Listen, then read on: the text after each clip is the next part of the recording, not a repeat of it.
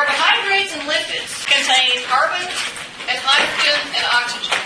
And one of the big differences between carbs and lipids was that lipids don't contain nearly as much oxygen as carbohydrate. Both of them contain lots of carbon and lots of hydrogen. Carbs also contain a lot of oxygen. So that's one of the things that makes them water soluble. Proteins contain carbon, hydrogen, oxygen, and nitrogen. And then some sulfur. Now, your textbook has this funny, it says something strange that I thought was strange. All proteins contain carbon, hydrogen, oxygen, nitrogen, smaller quantities of sulfur, and phosphorus. Now, here's the key. When a protein is initially made, a protein is made out of amino acids. Amino acids there's not an amino acid that contains phosphorus. So when a protein is initially assembled, there's not any phosphorus in it. But sometimes phosphorus is added later. The pure protein doesn't have phosphorus, but you can have phosphorus added later. It's what we call a post-translational modification. If a protein happens to have phosphorus in it, it's because it was added after the protein was made. So proteins can have phosphorus, but it's something that's added after they're made. Sometimes you'll see the words protein and the words polypeptide. They're both chains of amino acids. Amino acids are the building blocks of proteins. So you can think about a pearl necklace, and each little pearl would be like an amino acid. If it has more than 100 amino acids, we use the word protein. If it has less than 100, we use the word polypeptide. You're kind of splitting hairs. A lot of times people will use them interchangeably, but technically speaking, a polypeptide is just a small protein. All right, so what exactly is an amino acid? It's called an amino acid because on one end, it has the amino group. On the opposite end, it has that carboxylic acid group. The third bond with the central carbon is to a hydrogen. And then the fourth thing is what we call an R group or a side chain. Now, in humans, the proteins in your body are made out of only 20 different amino acids. They're all the same except for the R group. It's the R group that determines the identity of the amino acid. You can have 75,000 different kind of proteins, but they're all made of only basically 20 different types of building blocks, 20 different types of amino acids. The simplest amino acid, the R group, is just another hydrogen atom. This is glycine. But if you change this, you change the name and the structure and the properties, the function of the amino acid. So you can see the basic top part, even this one's got kind of a ring structure. You still see there's the carboxylic acid group, there's the amino group. But you can see that there are differences. The side chains can make a difference in the three-dimensional structure, and anytime you change the three-dimensional structure, you change the function. You've probably heard of sickle cell anemia, right? Sickle cell anemia, there is a one amino acid change in the hemoglobin. And that one amino acid is in a critical spot, and it makes the hemoglobin polymerize, it makes it stick together, and it makes the cells form this, what I call a crescent moon or a sickle shape. So changing one amino acid in a critical spot can have a huge difference in the function of a protein. Now, the reason that the word polypeptide is used is because the way the amino acids are linked together are through peptide bonds. So the covalent bond between the carboxyl group on one amino acid and the amino group on the next amino acid is called a peptide bond. And this is an example of dehydration synthesis because you get a water molecule out of that. So it is a covalent bond, but it's a named covalent bond. It's a peptide bond.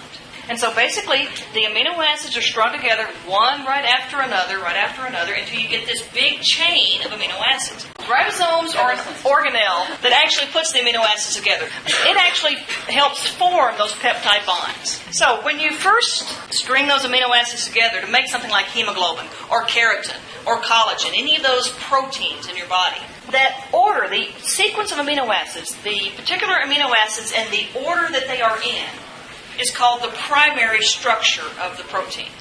Now, as soon as you start linking those amino acids together, they begin to start to either coil up. So that's what we call an alpha helix. So you can think about taking that string of pearls and wrapping them around your finger to make a coil. That's what we call an alpha helix. That is an example of secondary structure. So primary structure is just that straight chain of amino acids.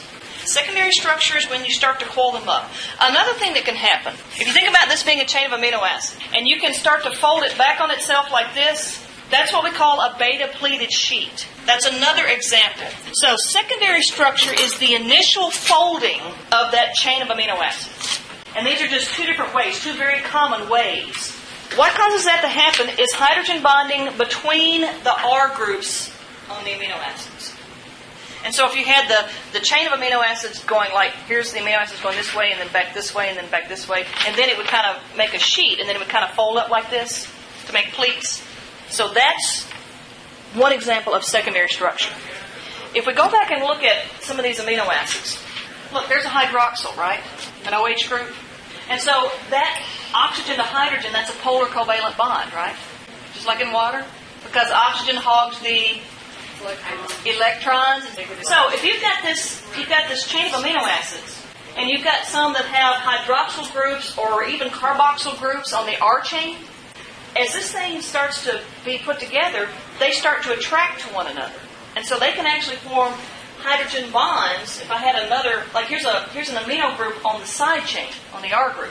That plus charge could be attracted to that negative charge. And so it could make this thing start to fold up in a snake-like fashion. So now I had 1,000 amino acids. And up here I've got some alpha helices, some coils on one end. And over here I've got some beta-pleated sheets. And then when that whole thing starts to fold up into a big glob, that's tertiary structure. So if you look at this, right here is an alpha helix, right?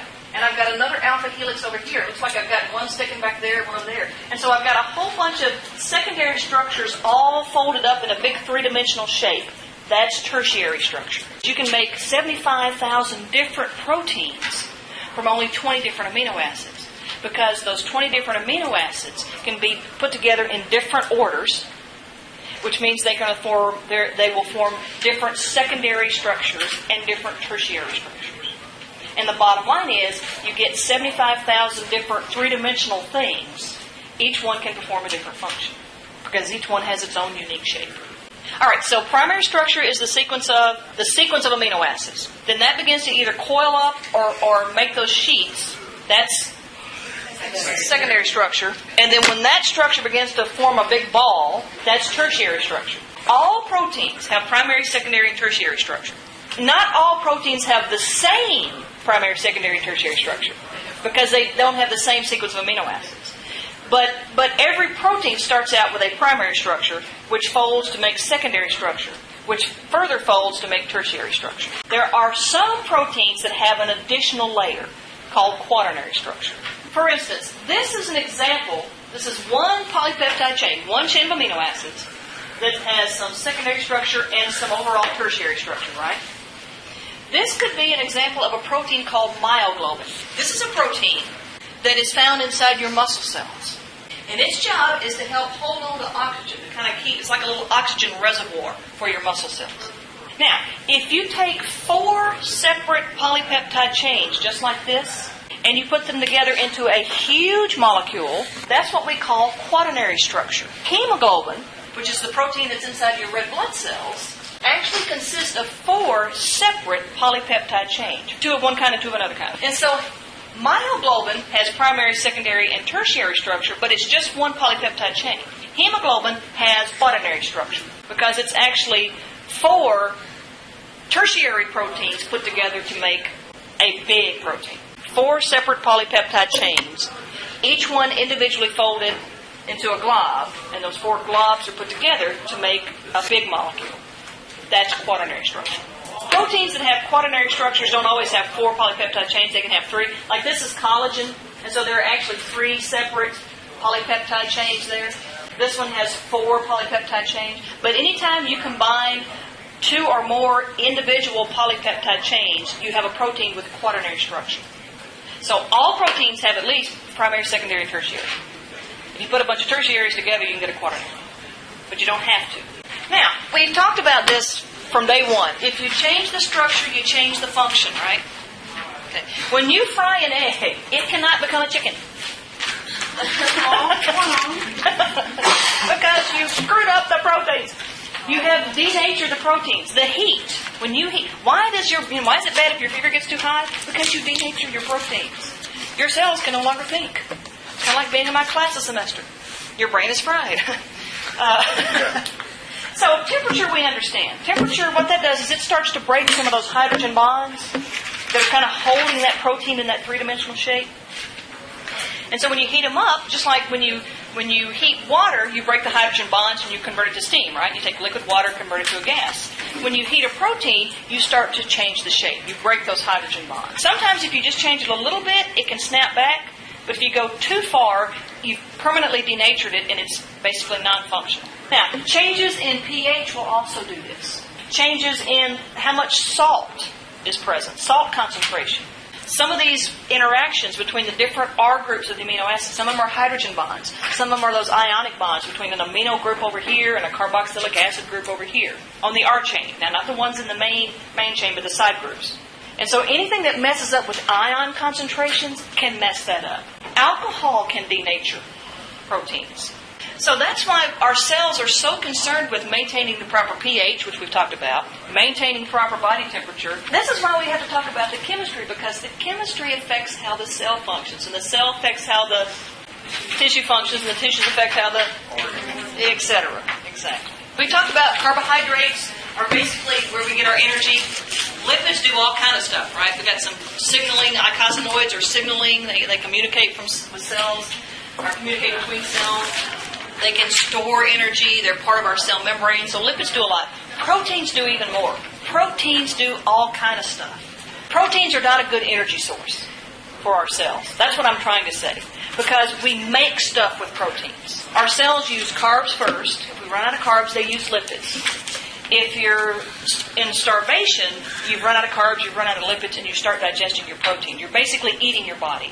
So when we eat proteins, when our food has protein in it, it's not for energy, it's to build other proteins to do these functions. That's what I'm trying to say. Transferrin transports iron. There is milk protein is called casein.